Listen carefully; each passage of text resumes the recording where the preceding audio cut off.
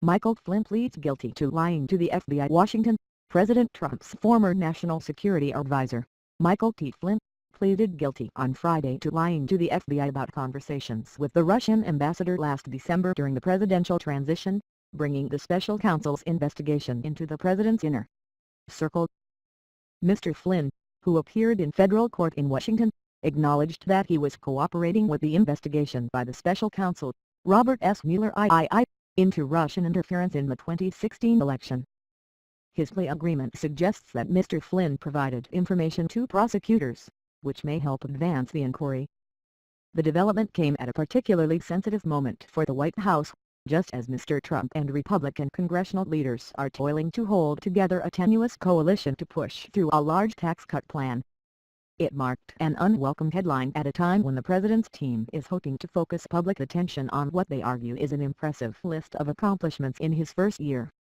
The White House had no immediate response on Friday to requests for comment on Mr. Flynn's plea. The investigation has dogged Mr. Trump's first year in office.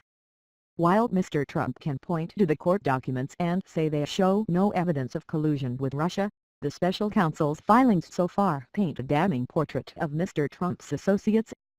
His former campaign chairman, 2 other campaign aides, and his former national security advisors have now all been charged with felonies. Mr. Flynn pleaded guilty to making false statements to FBI agents about 2 discussions with the Russian ambassador to the United States, Sergei Kislyak.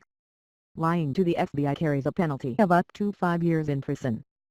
In one of the conversations described in court documents, the men discussed an upcoming United Nations Security Council vote on whether to condemn Israel's building of settlements.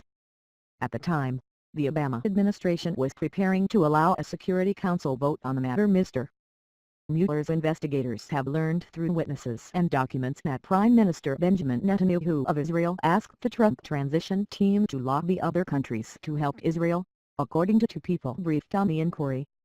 Investigators have learned that Mr. Flynn and Mr. Trump's son-in-law and senior advisor, Jared Kushner, took the lead in those efforts.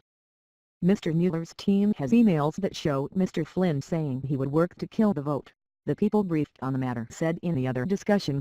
According to court documents, Mr. Flynn asked Mr. Kislyak that Moscow refrain from escalating the situation in response to sanctions announced by the Obama administration that day against Russia over its interference in the presidential election.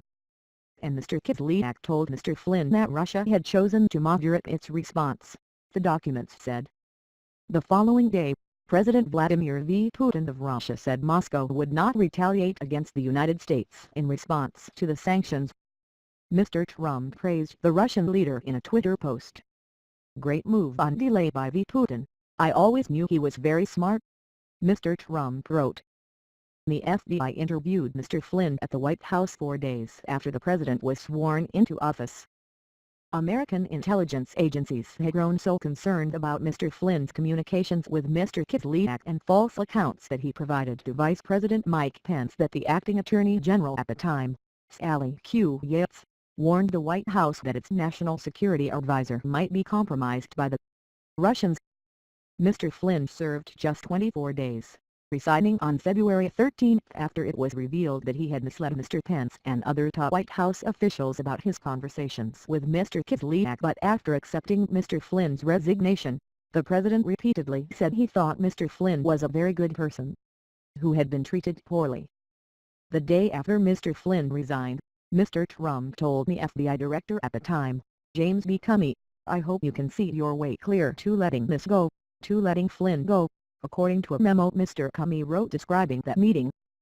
In a news conference on February 15, 2 days after Mr. Flynn's resignation, the president blamed the media. "General Flynn is a wonderful man.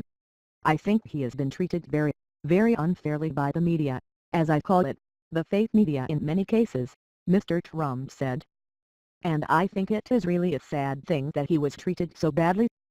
But even before Mr. Trump said he would appoint Mr. Flynn as his national security advisor, questions swirled around Mr. Flynn's connections to Russia, particularly a dinner he was paid to attend in Moscow in 2015 when he sat at the same table as Mr. Putin.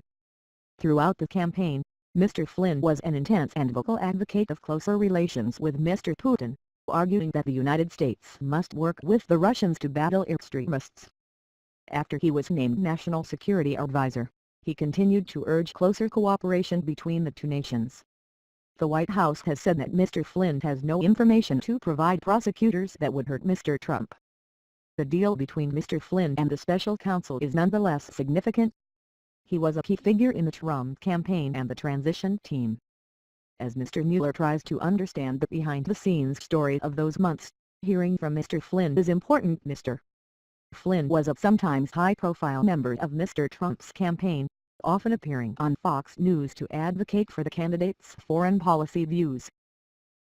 Like Mr. Trump, Mr. Flynn was a brash, outspoken critic of former President Barack Obama, asserting that Sharia, or Islamic law, was spreading in the United States under his watch, the claim that was repeatedly debunked, and saying that the United States is in a world war with Islamist militants.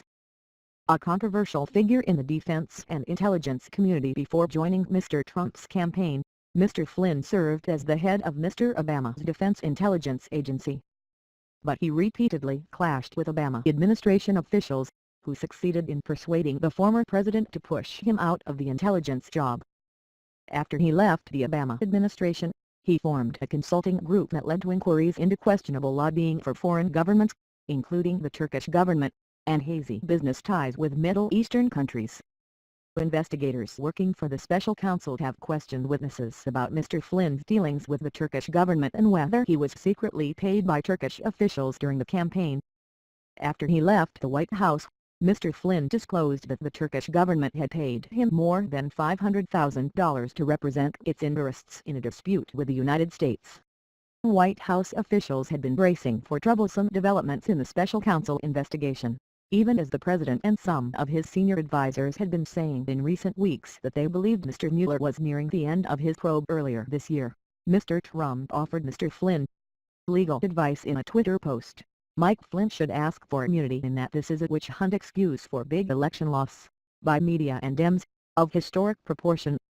Mr. Trump was not scheduled to make any public comments on Friday, though Mr. Flynn's plea provided an awkward backdrop for remarks he was scheduled to give behind closed doors at an afternoon holiday reception with members of the news media.